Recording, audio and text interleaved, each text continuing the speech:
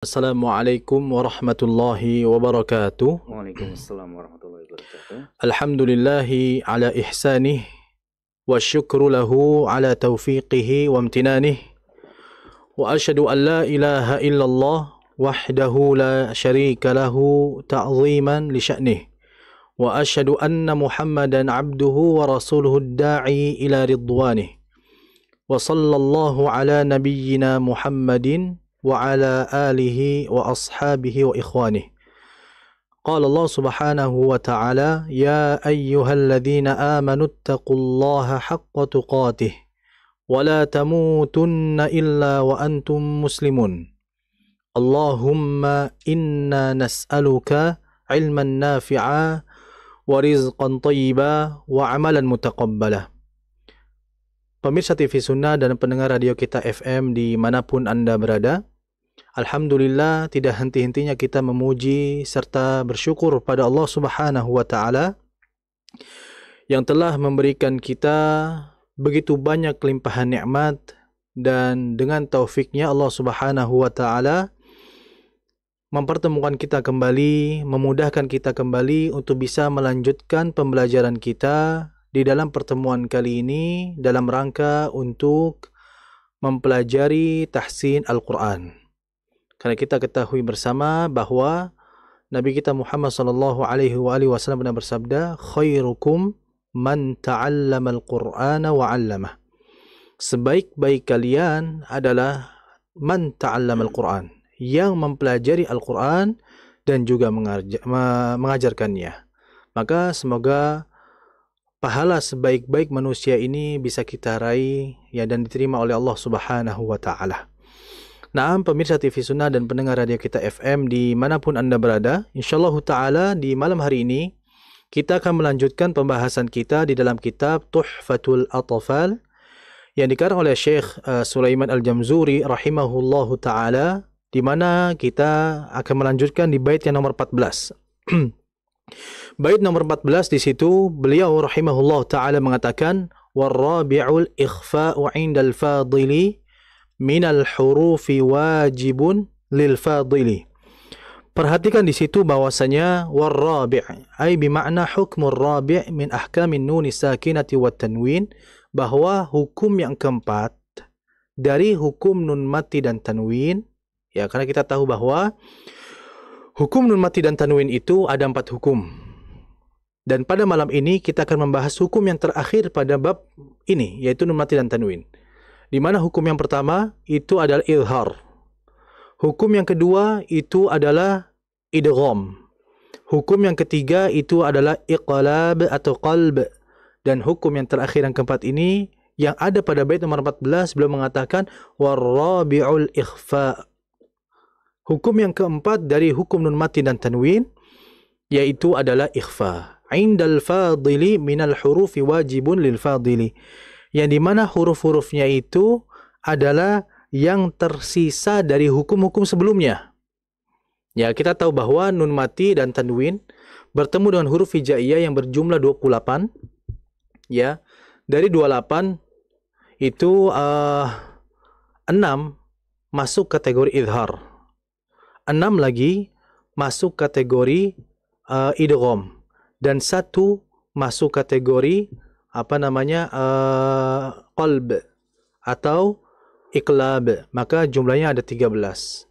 Nah, sehingga sisanya itu semuanya itu dimiliki oleh hukum ikhfa. Jadi warabi'ul ikhfa'u 'indal fadili minal hurufi wajibun lil fadili, bahwa hukum yang keempat yaitu ikhfa, huruf-hurufnya adalah sisa dari hukum-hukum sebelumnya. Yang beliau jelaskan pada bait nomor 15, ya.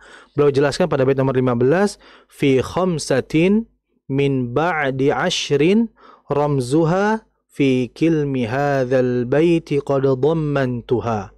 Di mana beliau menjelaskan pada bait nomor 15, beliau menjelaskan bahwa tadi disebutkan hukum ikhfa itu yang keempat. Hurufnya itu ada berapa? Dijelaskan pada bait nomor 15. Beliau menjelaskan fi khamsatin min ba'di 'ashrin. Ai bimakna khamsah wa ziyadati 'ashar. Yaitu 5 tambah 10 berarti berapa? 15. Jadi 15 huruf ini masuk dalam kategori ikhfa.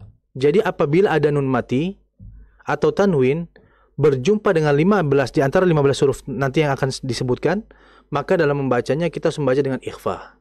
Fi kilmi hadzal baiti qad dhammantuha, di mana beliau akan menjelaskan 15 huruf ini dengan dibuatkan sebuah rumus.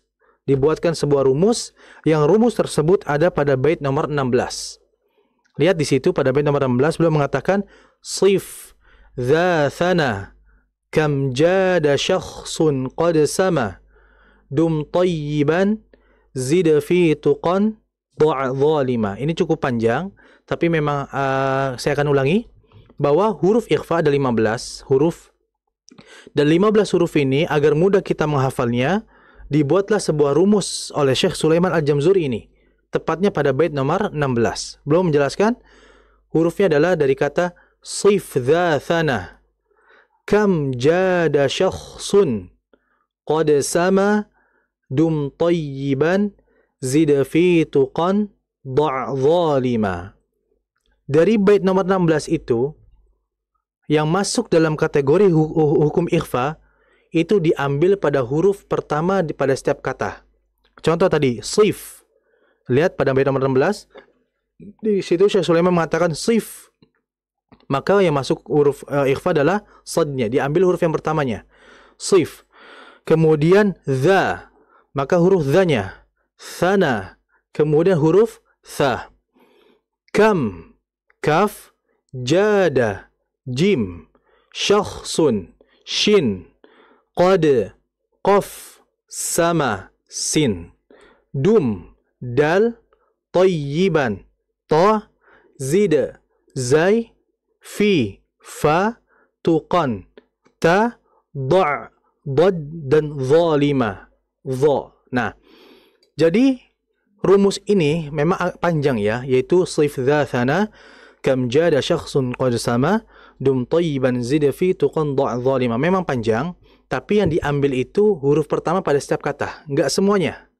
Hanya pada huruf pertama di setiap kata. Itu huruf-huruf ikhfanya. Ya, jadi enggak semuanya. Itu hanya sebuah rumus yang setiap katanya diambil pada huruf yang pertama, dan itulah huruf ikhfa. Nah, pemirsa TV Sunnah dan pendengar radio kita FM dimanapun Anda berada, ini penjelasan mengenai bait yang ada pada nomor 14 hingga 16. Maka kemudian kita akan mengenal lebih dalam lagi mengenai apa itu ikhfa. Ikhfa bimakna adalah as-satr. Ya, al-ikhfa'u bimakna as-satru. Ikhfa itu artinya adalah samar. Ya, adapun secara istilah adalah nutqu biharfin bisifatin bainal idhari wal idgham, yaitu membaca huruf dengan sifat antara idhar dan juga di antara idgham. Artinya samar. Kalau idhar itu kan jelas, idgham itu kan masuk. Adapun ikhfa di tengah-tengahnya. Ya, enggak terlalu jelas dan tidak terlalu masuk. Intinya samar. Nah, maka melihat dari jumlah yang cukup banyak ya, karena dari hukum nun mati dan tanwin ini yang paling banyak memiliki jumlah hurufnya, yang paling banyak memiliki anak buahnya itu adalah hukum ikhfa. Ya, karena ada 15 huruf. Kalau idhar itu kan hanya ada 6. Idgham juga hanya ada 6 saja. Apalagi qalb itu cuma hanya 1 saja. Adapun ikhfa itu ada 15. Nah, yang perlu kita garis bawahi bahwa samarnya bacaan ikhfa itu kan kita sudah kenal ya. Ikhfa itu berarti dibaca eng. Nah, itu kan samar. Namun, kesamaran ikhfa ini dibagi menjadi beberapa bagian. Jadi, ikhfa itu tidak semuanya itu dibaca sama rata. Tidak. Ada perbedaan dalam pengucapan. Bagaimana cara mengucapkan ikhfa huruf qaf misalkan. Bagaimana cara pengucapan ikhfa huruf ta misalkan. Karena qaf dan ta ini memang dua-duanya memiliki hukum yang sama, yaitu ikhfa. Akan tetapi dari sisi pengucapannya ternyata terdapat perbedaan. Dari sisi kesamarannya. Dan juga dilihat dari sisi ketebalan dan ketipisannya. Jadi gini, nun mati atau tanwin bertemu dengan 15 huruf ikhfa, maka kita harus membaca samar ikhfa nunnya atau tanwinnya. Itu yang pertama. Nah, sudah kita baca samar ya. Dan yang kedua yang harus kita perhatikan adalah dari sisi kesamarannya. Jadi kesamarannya pun kita harus mengkondisikan. Yang dimana kesamaran ini tidak bisa disamaratakan 15 huruf ikhfa secara seluruhnya. Ada perbedaan. Itu yang kedua. Yang ketiga adalah dalam membaca ikhfa, kita akan memasukkan pada huruf berikutnya. Dan ini berkaitan tentang tebal tipis. Jadi ada ikhfa yang dibaca tipis dan juga ada ikhfa dibaca dengan tebal. Dan ini telah diingatkan oleh Syekh Uthman bin Sulaiman Murad rahimahullah dalam kitabnya Manzuma As-Salsabil Asy-Syafi'i rahimahullah. Beliau mengatakan wa fakhimil ghunnata intalaha hurufu listi'la'i la siwaha. Bahwasanya wa fakhimil ghunnah, dan tebalkanlah gunnah, maksudnya tebalkanlah nun mati bila mana bertemu setelahnya huruf yang tebal. Tadi disebutkan ikhfa itu ada yang tipis dan ada yang tebal. Sehingga apabila nun mati bertemu huruf ikhfa yang tebal, maka nunnya, gunnahnya, samarnya harus dibaca tebal juga. Nah, kalau kita melihat dari ketebalan, sisi ketebalan ya, berarti huruf ikhfa itu yang tebal itu adalah so, do, to, zo, qaf. Berarti ada 5 huruf. Dari 15 huruf ikhfa, 5 diantaranya dibaca dengan tebal. Adapun yang 10 dibaca dengan tipis. Kan seperti itu. Nah, tadi dijelaskan bahwa ikhfa itu membaca dengan sesuai tebal tipisnya. Nah, dari 5 huruf ini pun, yang ikhfa, dari 5 huruf ikhfa yang tebal ini, pun harus dibagi menjadi 2 bagian dari sisi ketebalan. Bagian yang pertama 4 huruf, bagian yang kedua 1 huruf. Ini dari sisi kesamarannya terdapat perbedaan. Kalau dari sisi ketebalan sama. Hanya beda di kesamaran. Saya contohkan 4 huruf ini adalah so, do, to, zo. Nah yang satu ini yang dilipat ini yang berbeda cara pembacaan samarnya. Yaitu huruf qaf. Saya akan contohkan dalam membaca 2 kesamaran ini. Dari kedua huruf yang sama-sama tebal, namun hanya berbeda dari sisi kesamarannya. Tebalnya sama. Contoh misalkan huruf so. Dalam membaca ikhfanya adalah mil so. Jelas? Samarnya jelas ya. Mil so. Kalau kita baca mil so, maka itu salah. Sebab mengapa? Samarnya ada, namun ketebalannya tidak ada. Yang seharusnya ketebalan itu tetap ada pada huruf ikhfa yang tebal sifatnya, yaitu sad misalkan. Maka dibacanya mil so. Nah, adapun untuk huruf qaf sama-sama tebal, tapi kesamarannya berbeda dengan sad. Kalau huruf qaf ini baca seperti ini, min qa, sangat berbeda sekali dengan yang sad kesamarannya. Kalau huruf sad itu samarnya sangat jelas. Mil, jelas tuh. Mil sa. Kalau qaf min qa. Nah, artinya adalah walaupun 5 huruf ikhfa ini yang tebal ya ini ya, itu pun harus dibagi 2 cara bacanya. Ada yang samarnya jelas dengan ketebalan, ada yang samarnya itu sangat dibilang ya ada tapi nggak jelas, namun ketebalan tetap ada, yaitu untuk huruf qaf. Nah, jadi hati-hati ya. Adapun sisanya itu pun sama. Sisanya berarti ada berapa? 10 huruf. 10. Yang tipis ya. Ada 10 huruf. Dari 10 huruf ini pun dalam membaca dibagi menjadi 2. 9 huruf dengan yang 1 huruf. Ya, yang 9 huruf ini dia dibaca samarnya jelas, namun tipis. Samarnya jelas, namun dibaca tipis. Contohnya misalkan huruf ta. Anta.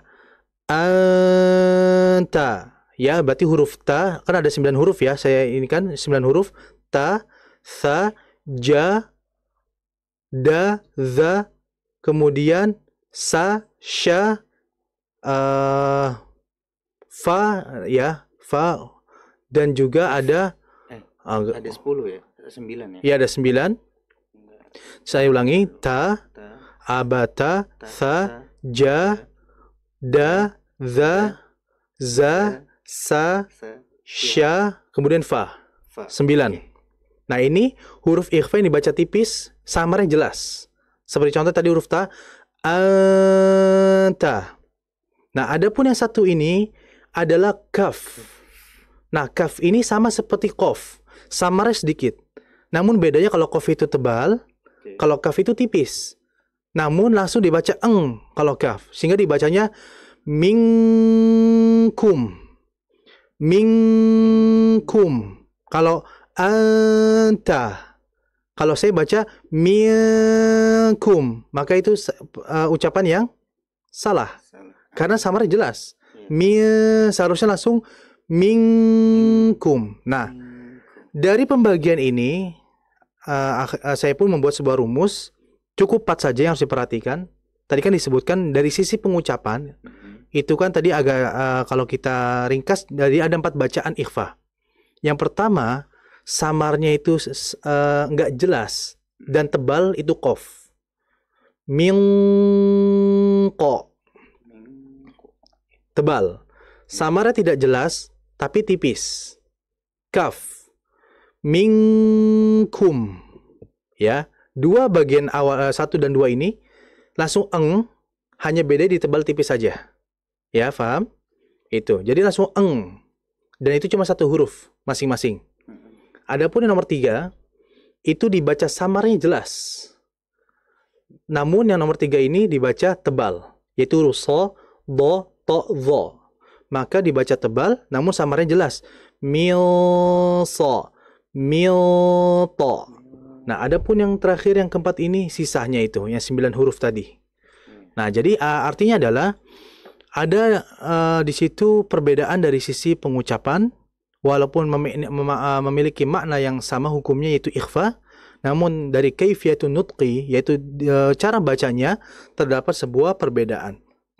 Adapun yang kita ketahui dalam buku-buku tajwid, memang di sana ikhfa itu dibagi menjadi 3 dari sisi makhraj. Ada yang menyebutkan di situ ada ikhfa aqrab, kemudian ada ikhfa ausat, dan ada ikhfa ab'ad. Nah, 3 macam ikhfa ini itu ditinjau dari makhrajnya. Nun mati tanwin, nun mati itu kan makhrajnya di mana? Ujung lidah. Ya kan? Tadi ikhfa terbagi menjadi 3. Yang pertama ikhfa aqrab. Aqrab itu artinya apa sih? Karib. Karib itu apa artinya? Dekat. Artinya antara huruf nun dengan huruf ikhfanya ini makhrajnya dekat. Apa kata para ulama yang dimaksud 3 ini? Yang ikhfa aqrab ini adalah huruf ta, to, dan dal. Ta, to, dan dal itu kan ujung lidah. Sedangkan nun mati juga, nun makhrajnya di mana? Ujung lidah juga. Nah, makanya ikhfa aqrab itu maknanya adalah bertemu dengan ikhfa, huruf ikhfa yang makhrajnya dekat. Itu. Adapun yang kedua, yaitu ikhfa ausat, yaitu ikhfa yang antara nun dengan huruf ikhfa makhrajnya pertengahan, yaitu jim dan shin, kan tengah lidah. Adapun yang ikhfa apa namanya, ikhfa ab'ad yang jauh, itu adalah qaf dan kaf. Makanya kenapa dia langsung eng? Sebab karena jauhnya antara nun dengan qaf dan kaf ini makhrajnya. Adapun huruf jim, shin, dan itu masih dekat, sehingga kesamarannya pun jelas. Nah, makanya kenapa kesamaran qaf dan kaf itu tidak terlalu jelas, karena jauhnya makhraj antara huruf nun dengan qaf dan kaf. Nah, itu. Jadi apabila kita melihat dalam buku-buku tajwid yang disebut dengan aqrab, ausat, dan ab'ad, maka ini ditinjau dari jauh dekatnya makhrajnya antara huruf nun dengan huruf ikhfa. Adapun dari kaifiyatun nutqi, dari cara pembacanya, itu 4 bagian tadi. Cara membacanya. Karena yang terpenting adalah kita membacanya. Itu yang 4 tadi. Minqa, minkum, milsa, minta. Nah, itu ada 4 macam.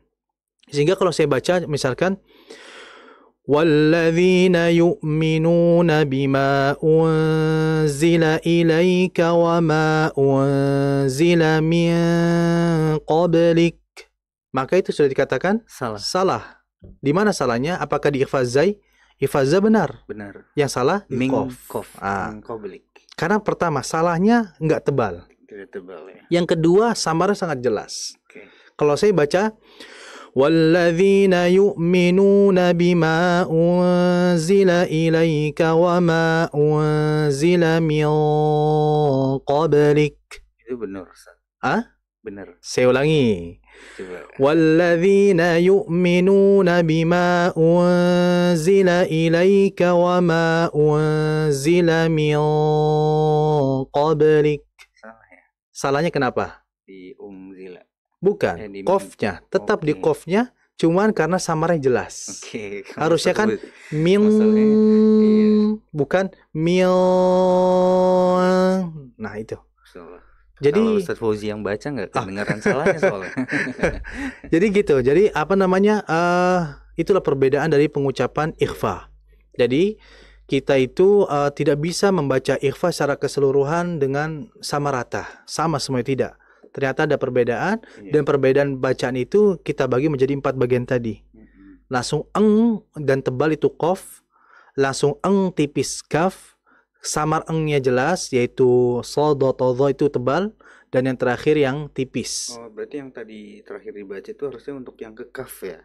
Bukan, Sukun untuk yang yang terakhir tadi iya. itu masuk ke kategori yang ketiga, sodot kan tebal. Oke. Harusnya kan Iya. mil kok itu kan buat mil so mil do mil to itu loh. Hmm.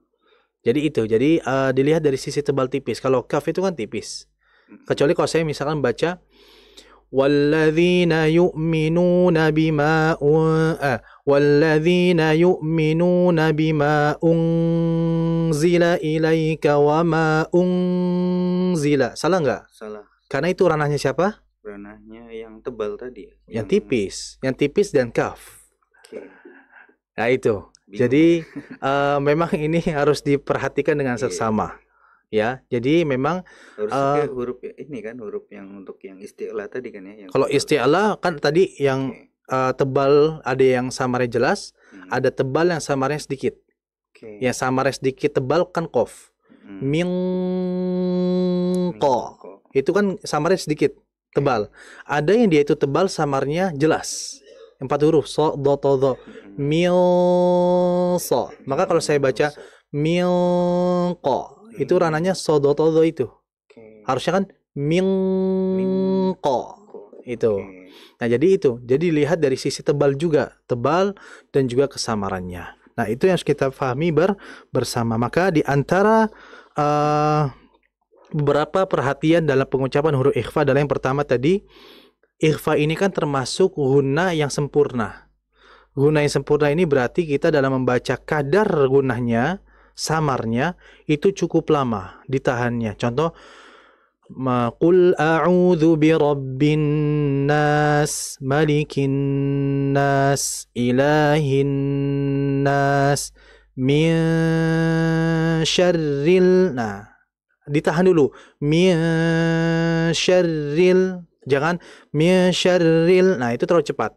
Jadi yang pertama jangan tergesa-gesa dalam membaca ikhfa.